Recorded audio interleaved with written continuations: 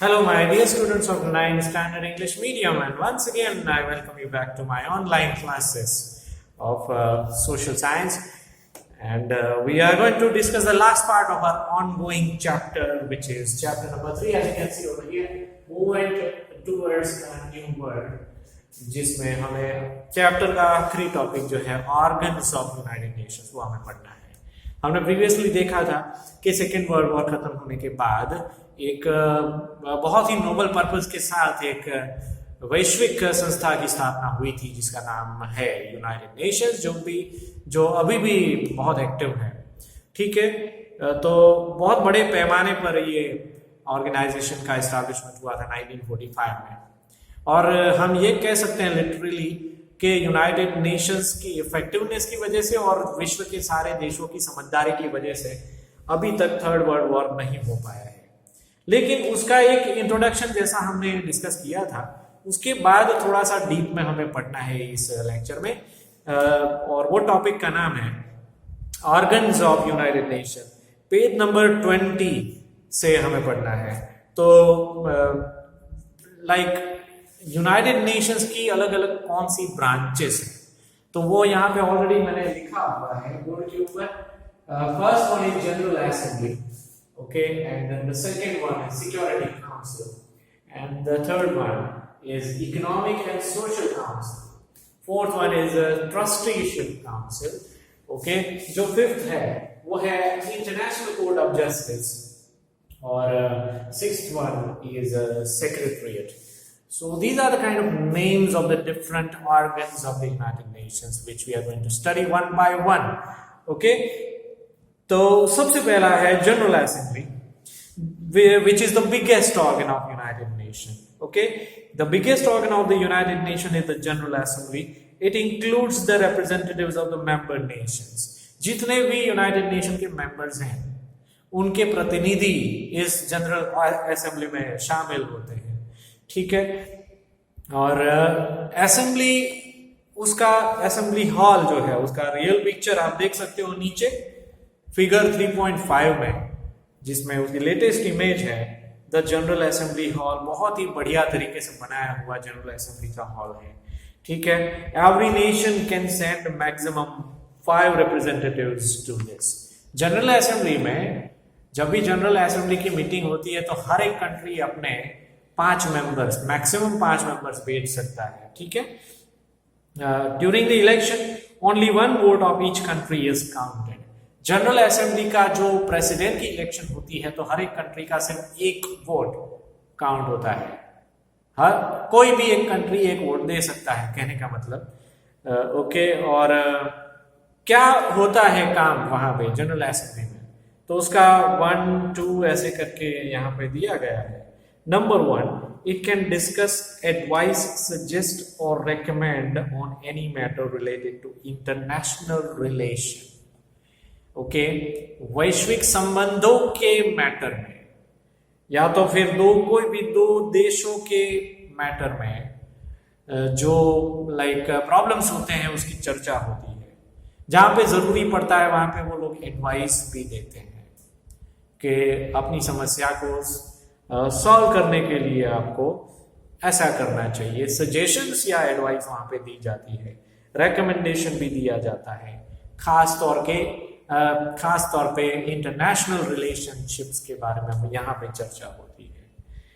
Okay, second जो है वो है it accepts the budget presented by the secretary general every year and allocates expenses. United nation के भी काफी एक्सपेंसेस होते हैं, खर्चे होते हैं। ठीक है, और उसका बजट जो पेश किया जाता है वो सेक्रेटरी जनरल के द्वारा पेश किया जाता है, उसका भी चुनाव होता है। हर साल उसका बजट पेश किया जाता है। और तीसरा जो उसका टास्क है, उसका फंक्शन है, वो है it attempts to find solution to the economic problems of the nations. कुछ देश ऐसे भी हैं, ठीक है, जो कुछ नेशंस ह्यूमन राइट्स, डिसआर्मामेंट और इंटरनेशनल मैटर्स के जैसी समस्याओं के साथ जूझ रहे हैं। कुछ कंट्रीज जो है वो फाइनेंशियली उनके प्रॉब्लम्स हैं, ओके, या तो वो ह्यूमन राइट्स का वहां पे इशू है, वहाँ की प्रजा को ह्यूमन राइट्स नहीं मिल रहे हैं, ऐसा कुछ हो सकता है। डिसआर्मामेंट वहाँ पे नहीं हो रहा है, हालांकि वैश्विक तौर पे ये एग्री किया गया है कि जहाँ तक हो सके सभी कंट्री को डिसआर्मामेंट की पॉलिसी अडॉप्ट करना है, यानी कि जितना हो सके उतने कम वेपन्स उनको प्रोड्यूस करने हैं या तो फिर नहीं करने हैं। ओके, और या तो फिर ऐसे देशों में, कुछ देशों में कुछ दूसरी इंटरनेशनल समस्याएं भी हो सकती है, तो उसके बारे में भी यहाँ पे चर्चा होती है। और चौथा फंक्शन है decisions are taken by 2/3 majority in general matters. जो कुछ भी यूनानिमसली डिसीजन लिया जाता है यूनाइटेड नेशन की जनरल असेंबली में, वो 2/3 मेजॉरिटी के सिद्धांत पे लिया जाता है। So these are the kind of main 4 functions of the General Assembly of United Nations. Okay. Now we are going to discuss about the Security Council, जो कि बहुत ही important संस्था है United Nation की. Okay. उसको हम पढ़ेंगे अब. This is the most important organ. यहाँ पे तो literally ऐसा लिखा गया कि United Nation का सबसे important organ Security Council है. Okay. तो अगर ऐसा कोई क्वेश्चन है कि which is the most important section of United Nations, तो आपका आंसर होना चाहिए सिक्योरिटी काउंसिल, जो कि दूसरे नंबर का ब्रांच है। Okay, there are 5 permanent members. Security council के परमानेंट मेंबर 5 कंट्रीज हैं। यहाँ पे आपको अंडरलाइन करना है, शायद आपको ये पहले से पता ही होगा, मे बी कुछ लोगों को, लेकिन अगर नहीं पता है तो यहाँ पे आप अंडरलाइन कर दीजिए कि यूनाइटेड नेशन की सिक्योरिटी काउंसिल के 5 परमानेंट सदस्य जो हैं वो हैं America, Britain, France, Russia and China. ये 5 देश यूनाइटेड नेशन सिक्योरिटी काउंसिल के परमानेंट मेंबर्स हैं। वापस नाम मैं बोल रहा हूं, याद रखिएगा।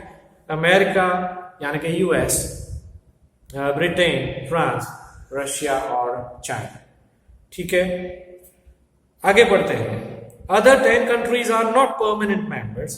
They are elected for the term of 2 years by General Assembly.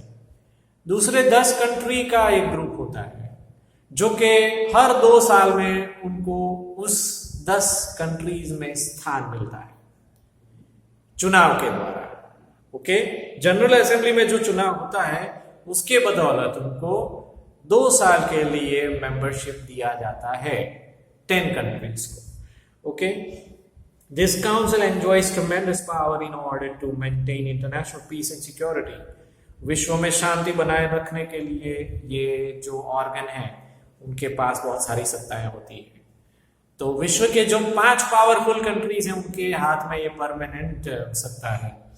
Okay, it solves the problems and disputes of the nations peacefully and through negotiations and mediations. ये काउंसिल का काम है, सिक्योरिटी काउंसिल का, कि शांतिपूर्ण ढंग से बातचीत के तौर पे या तो चर्चा करके समस्याएं यहाँ पे सॉल्व की जाती है। When any one permanent member does not vote in support of the important international matter, it cannot take a decision on that. यहाँ पे एक यूनिक सिस्टम है कि कोई भी एक परमानेंट मेंबर अगर कोई डिसीजन लेने वाले हैं उसके खिलाफ अगर वोटिंग करता है, ठीक है, तो वो डिसीजन नहीं लिया जा सकता। उस चीज को वीटो पावर कहते हैं। 5 में से कोई भी एक कंट्री अगर किसी डिसीजन के खिलाफ वोटिंग करता है तो उसको वीटो पावर कहते हैं। ठीक है, और बाजू में एक बहुत ही ब्यूटीफुल एक मैप दिया गया है जिसमें बताया गया है कि कौन से कंट्री ने कितनी बार वीटो पावर का इस्तेमाल किया है। ठीक है, आपको वो स्टडी करना है। ये बेसिकली एक पाई चार्ट है जिसमें दिखाया गया है कि कौन से कंट्री ने कितनी बार वीटो पावर का इस्तेमाल किया है। सबसे ज्यादा बार रशिया ने 122 बार किया है वीटो पावर का इस्तेमाल। अमेरिका दूसरे नंबर पे है 82 टाइम्स, और उसके बाद नंबर आता है ब्रिटेन का जिन्होंने 32 टाइम्स वीटो पावर का इस्तेमाल किया है। 18 टाइम्स फ्रांस ने किया है। चाइना ने सबसे कम किया है, 4 ही बार। यानी कि जब ये आर्टिकल लिखा गया था तब की बात है कि चाइना ने तब तक 4 बार वीटो पावर का इस्तेमाल किया, लेकिन अनफॉर्चुनेटली मैं आपको अपनी ओर से यह चीज बता रहा हूं कि अनफॉर्चुनेटली चाइना ने जितनी बार वीटो पावर का इस्तेमाल किया वो इंडिया के खिलाफ ही किया है। तो पॉलिटिकल लेवल पे देखा जाए एक्चुअली तो चाइना हमारा सबसे बड़ा पॉलिटिकल दुश्मन है, हम ये कह सकते हैं। ओके, तो that is of topic actually, लेकिन ये वीटो पावर का मैं उम्मीद करता हूं कि आप उसका मीनिंग समझ गए होंगे कि कोई डिसीजन जो लिया गया है मेजॉरिटी कंट्रीज के द्वारा, लेकिन 4 कंट्री एक साइड पे है और एक ही कंट्री अगर ऑपोजिट साइड में है, ठीक है, वो सहमत नहीं है डिसीजन के साथ, तो अपना वीटो पावर का इस्तेमाल करके वो इस डिसीजन को कैंसिल करवा सकता है, रुकवा सकता है। ठीक है, तो ये चीज है, एक खासियत है या तो जिसको कह सकते हैं कि यूनिक फीचर है सिक्योरिटी काउंसिल का। Okay, this power of the 5 member nation is called veto और द राइट टू डिनाई, इनकार करने की सत्ता, जिसको राइट टू डिनाई हम कह सकते हैं, उसी को वीटो पावर कह सकते हैं हम। Russia has used this veto power maximum number of time, सबसे ज्यादा बार रशिया ने इसका उपयोग किया है अभी तक। ठीक है, थर्ड जो है वो Economic and Social Council, the third organ of United Nation is Economic and Social Council. आइए देखते हैं उसमें क्या है। एक्चुअली इसका शॉर्ट नेम है, this council is also called इकोसॉक, ECOSOC, इकोसॉक। ओके, और इसमें अंडरलाइन करना है आपको, there are 54 members in it, इसके टोटल सदस्य जो है वो 54 कंट्रीज हैं। Okay, the General Assembly appoints 2/3 of retiring members for 3 years। General assembly जो है वो 3 साल, हर 3 साल उसका चुनाव उसका होता है, और 1/3 मेंबर्स जो है वो रिटायर हो जाते हैं, बाकी के 2/3 जो है उसका चुनाव होता है, नए मेंबर्स आते हैं हर 3 साल के बाद। Okay, this council tries to raise the standard of living of the nations of the world without any bias of religion, caste and region. तो ये काउंसिल का मेन काम ये है कि विश्व में खास करके जो बैकवर्ड कंट्रीज हैं, जिसकी कंडीशन कोई अच्छी नहीं है, वहां के लोगों की कंडीशन नहीं है, अच्छी नहीं है, उसको रिलीजन, कास्ट या रीजन का भेदभाव रखे बगैर, डिस्क्रिमिनेशन रखे बगैर उनका लिविंग स्टैंडर्ड इंप्रूव करने का कोशिश करते हैं। तो बहुत ही नोबल पर्पस है ये। दिस काउंसिल एंड इट्स सब council work all over the world. इसके बहुत सारे काउंसिल और बहुत सारे सब काउंसिल हैं जो पूरी दुनिया में काम करते हैं। ठीक है, वो सारे सब काउंसिल के नाम हमें यहाँ पे एक लिस्ट के रूप में दिए गए हैं, जिसके शॉर्ट फॉर्म और उसका पूरा नाम यहाँ पे दिया गया है। ये बहुत इंपॉर्टेंट है ऑब्जेक्टिव क्वेश्चन के लिए। तो सबसे पहला है WHO, जिसका पूरा नाम, कुछ तो आपको आते होंगे लेकिन जो नहीं आते हैं उसको यहाँ पे आपको हाईलाइट कर देना है, बार बार पढ़ोगे तो आपको आ जाएगा। WHO जिसका फुल फॉर्म है वर्ल्ड हेल्थ ऑर्गेनाइजेशन। एक एक वाक्य में हमें दिया गया है कि वो क्या काम करता है, तो उसी तरह से WHO का काम है, it works to improve the health of the people of the world. Okay, दुनिया भर के लोगों का हेल्थ का इंप्रूवमेंट की जिम्मेदारी इनके सिर पे है। अभी आजकल आप लोग देख ही रहे होंगे कि कोरोना का जो पैंडेमिक चल रहा है पूरे वर्ल्ड में, तो सबसे ज्यादा उसके इस पैंडेमिक से लड़ने के लिए जो कार्रवाई होती है वो WHO की तरफ से होती है। ठीक है, अगर उसके लिए कोई वैक्सीन अगर इन्वेंट की जाती है तो उसको अप्रूव भी WHO करता है, तब जाके वो पूरे विश्व में उसका इम्प्लीमेंटेशन होगा। ओके, जब ये पेंडेमिक स्टार्ट हुआ तो उसका ऑफिशियल डिक्लेरेशन भी WHO ने किया था कि सभी देशों को ये सूचित किया जाता है कि कोरोना बहुत ही डेंजरस वायरस जो कि हाईली कंटीजियस है। ठीक है, बहुत ही इजीली उसका इन्फेक्शन किसी को भी लग सकता है कहीं पे भी, इसलिए सभी देशों को ध्यान रखने की जरूरत है, अपने अपने हिसाब से उनको स्टेप्स लेने हैं, ऐसा सूचना उन्होंने दी थी। तो मेजॉरिटी कंट्रीज ने, जैसा कि आप लोग जानते ही हो, कि लॉकडाउन किया था, और उसी लॉकडाउन की बदौलत अभी आप लोग स्कूल में नहीं आ रहे हो, अपने घर पे बैठ के पढ़ रहे हो। तो ये बहुत बड़ी जिम्मेदारी WHO की रहती है, जिसका फुल फॉर्म है वर्ल्ड हेल्थ ऑर्गेनाइजेशन।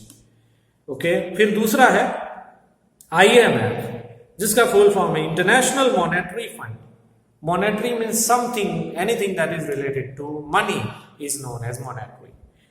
उसका शॉर्ट फॉर्म है IMF और फुल फॉर्म है इंटरनेशनल मॉनेटरी फंड।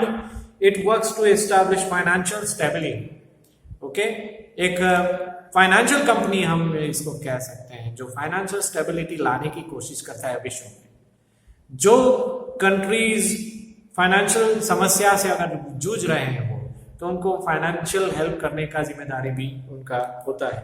वो अपनी ओर से कोशिश करते हैं, ऐसा कोई कंपलसरी नहीं होता है उनके ऊपर। ठीक है, फिर आता है FAO, that is known as food and agriculture organisation. Okay, तो नाम के हिसाब से it helps to improve agricultural production. Okay, agricultural production को बढ़ाने का, फॉरेस्ट्री प्रोडक्शन बढ़ाने का उनका पर्पस होता है, fisheries and raise the nutrition level. खाने पीने के मामले में विश्व की जितनी भी जनसंख्या है उनको न्यूट्रिशियस फूड मिल पाए। ठीक है, वो एफर्ट FAO का रहता है। Okay, next one is ILO, which is known as international labour organisation. उसका फुल फॉर्म है इंटरनेशनल लेबर ऑर्गेनाइजेशन। तो उसका काम है, it works to provide rights and justice to the labourers of the world. खास करके ऐसे इंसान जो फैक्ट्रीज या इंडस्ट्रीज में काम करते हैं और उनको अपने राइट्स के बारे में नहीं पता है, तो अपनी बारे में, उसके बारे में, राइट्स के बारे में उनको इंफॉर्मेशन देने का काम, इंफॉर्मेशन पहुंचाने का काम जो है वो ये संस्था करती है। ILO उसका पूरा नाम है। ठीक है, इंटरनेशनल लेबर ऑर्गेनाइजेशन उसका पूरा नाम है। फिर आती है बहुत ही एक फेमस संस्था यूनिसेफ, जिसका नाम है, डेफिनेटली आपने इसका नाम सुना ही होगा, लेकिन उसका फुल फॉर्म याद रखना बहुत जरूरी है, United Nations international children's emergency fund. Okay, जो कि United Nations international children's fund अभी कहा जाता है, थोड़ा सा नाम उसमें चेंज हो गया है, चिल्ड्रन उसमें नाम आता है, तो खास करके बच्चों के इम्प्रूवमेंट के लिए, ठीक है, उनकी हेल्थ के इम्प्रूवमेंट के लिए ओवरऑल यूनिसेफ काम करता है। It undertakes child welfare activities to improve the health of the children of the world by providing nutritional food and education. यहाँ पे टारगेट दो चीजें की जाती है कि बच्चों को जहां तक हो सके उतना अच्छा फूड और एजुकेशन मिले, वो चीज का ध्यान रखने का काम जो है वो है यूनिसेफ का। ओके, फिर दूसरी एक फेमस संस्था आती है, उसका भी नाम आपने डेफिनेटली सुना ही होगा, नाम है उसका यूनेस्को और फुल फॉर्म है उसका United Nations educational, scientific and cultural organisation. ये यूनेस्को का फुल फॉर्म है। It works to improve the cooperation between nation by removing illiteracy, raising the standard of living of people through education, providing justice, education, science and cultural resources. इस दुनिया में काफी लोग ऐसे हैं, काफी देश ऐसे हैं और वहां पे रहने वाले काफी लोग ऐसे हैं जो प्रॉपर एजुकेशन से वंचित हैं, और क्योंकि उनको सही ढंग से एजुकेशन नहीं मिल रहा है इसलिए उनका भी सही ढंग से इम्प्रूवमेंट नहीं होता है, और क्योंकि उनका इम्प्रूवमेंट सही ढंग से नहीं हुआ इसलिए उनका स्टैंडर्ड ऑफ लिविंग भी पुअर है। तो यहाँ पे सुधार लाने का काम यूनेस्को करता है कि उनको ढंग का एजुकेशन देना, इलिटरेसी दूर करना, ठीक है, और न्याय दिलवाना अगर उनके खिलाफ कोई अन्याय हो रहा है तो एजुकेशन और साइंस और कल्चरल रिसोर्सेज की बदौलत उनको एजुकेशन प्रोवाइड करवाना, ये उनका मेन काम है यूनेस्को का। ठीक है, तो ये मेन है, लेकिन इसके अलावा there are sub councils and regional councils also which undertake various activities. तो ये संस्थाओं के अलावा कुछ इन्हीं संस्थाओं की सब काउंसिल्स भी अलग अलग एरियाज में काम करती है। जहां पे ज्यादा समस्या होती है वहां पे उसके सब काउंसिल्स काम करते हैं उस रीजन में। तो हम देख सकते हैं कि यूनाइटेड नेशन किस तरह से पूरे विश्व में फैला हुआ है। ठीक है, सिर्फ युद्ध को रुकवाना उतना ही उनका पर्पस नहीं है, इस पर्पस को बहुत ही बड़े एक्सपांशन लेवल पे पहुंचाया गया है, और ओवरऑल ये देखा जाता है कि पब्लिक का वेलफेयर किस ढंग से हो, एजुकेशन के हिसाब से खास करके और हेल्थ के हिसाब से. Okay, then the fourth organ is trusteeship council. उसका छोटा सा डिस्क्रिप्शन है. There are 5 permanent members. इस काउंसिल में भी 5 परमानेंट मेंबर्स हैं. The representatives selected by general assembly are included here. ठीक है, इनके मेंबर का चुनाव जो है वो जनरल असेंबली करती है, वो यहाँ पे होते हैं. It overseas matters pertaining two nations that have not acquired independence and are under some previous mandate.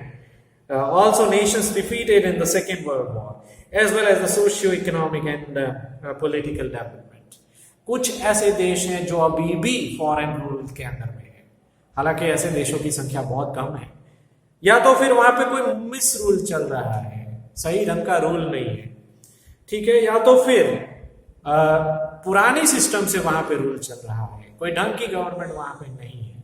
ठीक है, तो वहां पे सोशियो इकोनॉमिक और पॉलिटिकल डेवलपमेंट करने का काम करती है ट्रस्टीशिप काउंसिल. ओके, और उसका यूएन का 5वां ऑर्गन है इंटरनेशनल कोर्ट ऑफ जस्टिस. ये एक टाइप की कोर्ट है, लेकिन उसको हम इंटरनेशनल कोर्ट कह सकते हैं. Okay, its headquarter is in Hague, Netherland. यहां पे अंडरलाइन करना है, इंटरनेशनल कोर्ट ऑफ जस्टिस, यानी कि इंटरनेशनल लेवल की कोर्ट कहाँ पे है. अगर ऐसा सवाल आपको कोई पूछे तो जवाब है देश का नाम नेदरलैंड्स, सिटी का नाम हैग है, वहां पे ये कोर्ट है. ओके, देयर आर 15 जजेस इन इट. यहाँ पे एक काउंसिल है 15 जजों से बनी हुई. Okay, who are appointed for 9 years. 9 सालों के लिए उनका नियुक्ति होता है, अपॉइंटमेंट होता है. It solves disputes between nations. देशों के बीच में जो झगड़े जो इंटरनेशनल कोर्ट में आते हैं, वो डिस्प्यूट्स मिटाने का काम इंटरनेशनल कोर्ट करती है. It gives verdict on international disputes. फिर उसके बारे में जजमेंट भी देते हैं ये. ठीक है, it prevents before it and gives legal advice. Judgment देने के बाद यहाँ पे बात कोई पनिशमेंट देने की बात नहीं होती है, लेकिन ये समस्या का सॉल्यूशन ये है, ऐसा कुछ जजमेंट वो देते हैं, और उसके बाद अगर उनको जरूरी लगता है तो दोनों देशों को वो एडवाइस भी देते हैं. So that is the motive of international court of justice. Okay, और जो आखिरी है ऑर्गन यूएन का, वो है secretariat. The office of secretary general of United Nations is called secretariat. United Nations की सेक्रेटरी जनरल की जो ऑफिस होती है उसको ही सेक्रेटरीट कहा जाता है. ठीक है, यानी कि वो पूरा का पूरा अलग से बिल्डिंग है. The General Assembly appoints the secretary general for 5 years. General assembly के सेक्रेटरी जनरल होते हैं, उसका 5 साल तक चुनाव होता है. जिस तरह से किसी देश में प्रेसिडेंट का चुनाव होता है 5 या 6 सालों के लिए, उसी तरह से सेक्रेटरी जनरल का चुनाव भी 5 साल के लिए किया जाता है जनरल असेंबली के द्वारा. ओके, सेक्रेटरीज, एडमिनिस्ट्रेटर्स, उनके हाथ नीचे काम करने वाले काफी सारे एम्प्लॉइज होते हैं, तो उनका वो है सेक्रेटरीज होते हैं, एडमिनिस्ट्रेटर्स होते हैं, असिस्टेंट्स होते हैं, ट्रांसलेटर्स होते हैं, experts are also there. They are also appointed to help the secretary general. उनको भी सेक्रेटरी जनरल के द्वारा अपॉइंट किया जाता है. The secretary is situated in New York. ठीक है, यहाँ पे अंडरलाइन करना है आपको, सेक्रेटरीट का ऑफिस जो है वो न्यूयॉर्क में है. अमेरिका का ये मेन सिटी है, वहां पे है उनका office. The United Nations are constantly been making efforts to establish world peace. इस तरह से हम देख सकते हैं कि वर्ल्ड पीस या तो फिर world unity and to achieve the dream of universal brotherhood, भाईचारा, अगर ये एस्टैब्लिश करना है तो उसके लिए कॉन्स्टेंटली यूनाइटेड नेशंस 1945 से लेकर आज तक ये एफर्ट कर रही है, और आने वाले सालों में भी हम उम्मीद रखते हैं कि करती रहेगी ये संस्था वैसे ही एफर्ट, ताकि वॉर जैसी भयानक समस्याओं का सामना हमें ना करना पड़े. ठीक है, तो it was a very good topic for the organs of United Nations that we studied today. आपको उम्मीद करता हूँ कि समझ में आ गया होगा, और अगर नहीं आया हो तो बाद में आप अपने डाउट मुझे बता सकते हैं, लेकिन पढ़ाई करना है आपको 2-3 बार, तब जाके ये समझ में आएगा, वरना नहीं आएगा. So read this topic and simultaneously, means after reading this chapter altogether, you can do this exercise overall. ठीक है, जो एक्सरसाइज सॉल्व करने में आपको कोई दिक्कत का सामना करना पड़ता है, कोई प्रॉब्लम आता है तो मुझे बताइएगा बाद में। Okay, so this is the end of this chapter finally. That's it for now. Have a great day ahead with your family. Bye-bye.